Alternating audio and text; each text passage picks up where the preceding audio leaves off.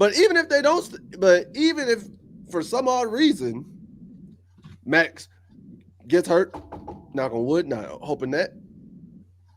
I think we know. I think we done seen somebody in that came in under Bill's tutelage that could actually keep it going. A lot of It, pieces that could come in and help it out. oh yeah, there was a lot of dudes that came in because and one of the biggest stories, two of the biggest stories, really, in my opinion, Mm-hmm. is what's going to happen at running back now that Amari and Hampton's gone, Fair. and what's the what's the backup quarterback situation going to look like? I'm putting Because money on Bryce Baker. I got my money on Bryce. because I had to because I had heard word about him from a whole nother podcast. I had seen like people were talking them good. I had to go see what the boy was talking about. Had to go see what he looked like. And I'm gonna tell you this: the fact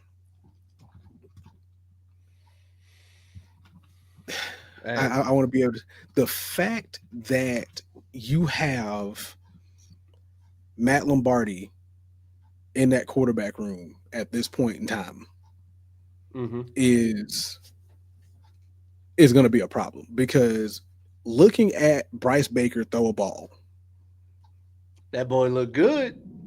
the That boy looked boy good. look good. Looking at Bryce Baker throw a ball, and like I said, and if he works and develops this offseason, we should see him on the roster going into it. He won't be starting. He may Oh be no. second, third string at best, maybe even a fourth option if possible. But he's going to be something major come the end of the season. I say this: if he's not the backup, I think he redshirts this year. If he's not, if he's I would redshirt. yeah, if I he's would if redshirt he him. if he is not your solidified number two behind Max, just redshirt him because the boy looks phenomenal. The boy Listen, looks great. former 4-star threw over, I think it was over 11,000 yards. Mm-hmm. The boy, Like that boy look man, good, kid put up man. numbers in high school. And like I said, watching some of the film from his Max Preps film, there were some touches on some like there were some passages that like I think I told you last night. As we You were could watching sit it, there and say that it was just bad coverage, or you had cornerbacks kind of stop early or get lost in the sauce somewhere. yeah. But that was few and in between compared to the passes that cornerbacks would be on them. Ball hit here, ball's Listen, when right it out of reach, ball, but it's in the perfect spot for his players. Is he? There was hardly any time I saw where a pass that he threw, especially if it was something on the run, his guys had to stop for, I think unless he Bryce stopped had, them on. I think Bryce has the potential to truly be a star as a QB, especially for UNC. And bold prediction, and I'm gonna say it, and I'm gonna stand by it. I think he could be within 4 years the best UNC quarterback to get drafted. Yes, and that includes Drake May. That includes if Max Johnson goes out here and gets drafted. I think Bryce has that potential. But honestly, I'm a fair person in the sense that I think anybody has that potential. They put that work in and they grind. But also with Bryce, and then he's going to have somebody that goes through this grind with him in Cobb, Jareel Cobb, because he's Oh, coming in. He's coming in with him as a recruit too. So I think those two together, if they form a great bond with Lombardi as a QB coach, trying to help them build that connection, QB and receivers coach, man, that could be a is nice duo. It could be a it's nice gonna be a duo. problem.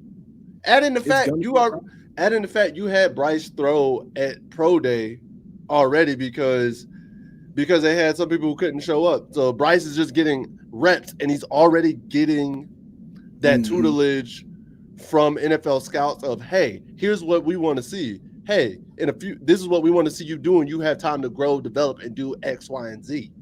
Throwing at pro day as a freshman, a true freshman, and it ain't even your pro day. You just there to help the seniors that are leaving and the juniors that are leaving early, Right. bro. It's crazy. But they also got some stars on that defensive end that we got that we know about. Because 'Cause, you seem to love Austin Alexander. Like you seem to really love Austin Alexander. oh, listen. Like, like listen, I was okay. I looked it. I did. I looked it off. I looked it up. I said, now, the other That thing boy I should love have done, Austin the Alexander. other thing Austin, I he should have love done, you. He love you, Austin. Let it be the other known. thing, hey, the other thing I should have done, I really should have went and looked at film. I really should have done that, but I didn't. I went ahead and looked at what I believed in what I saw. I believe in what I read. Because listen. He's a two-way ranked player, 6'3", 240 out of Burlington, out of Kentucky. Over, bro, in college, 245 tackles, 42 and a half sacks, 26 for loss. You want the solo camera? You want to talk to the people? You And want that's, to let them know? and that's over the career. Listen, hold on a second. Hey, not me. Not me. There you go. There you go. Tell him. Listen. Then, just his senior year, 54 tackles, 13 sacks in 13 games. That man averaged a sack a game. And on top of that, put up 45 receptions for 706 yards, averaging 15 and a half yards per catch, and another 13 touchdowns. That's as a senior. Also played basketball. So we've already seen the success of college basketball athletes in the NFL. We've seen it. Tony Gonzalez is a perfect example.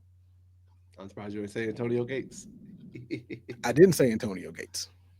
Nothing against Antonio Gates, but I had to bring the guy that came to Atlanta to me. I had to bring up the guy. I had to bring up the legend, the other legends, because Tony's on there. Then we can't rule out the fact that he's also Sean Alexander's nephew. Yeah, that does help. I mean, I know some people say like, oh, I mean, that doesn't really mean nothing. You're right, it don't. However, Sean Alexander also wasn't putting up 245 tackles in 4 years. Hey, y'all said the same thing about Frank Gore's son. It's like, listen.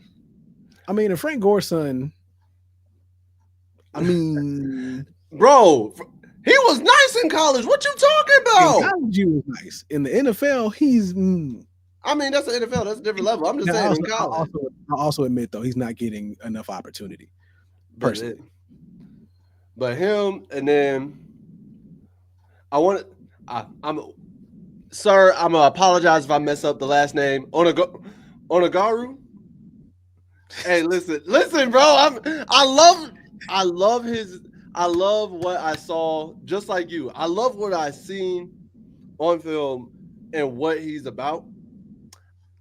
I just want to make sure I'm pronouncing the young man's name right. So if he sees this, bro, reach out to us. Tornado McCray, Bright Spot 26. Tell us how to pronounce this right. Because when you are doing your thing and shining like a star, and we are talking about you weekly on this podcast, we want to make sure your name is right, because I have a pet peeve about my name being wrong. He has a pet peeve about it.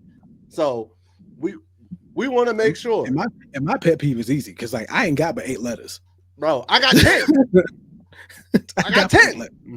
But I'm saying, though, overall, I think him and Austin Alexander on the field together at that linebacker position, especially if they run a 3-4.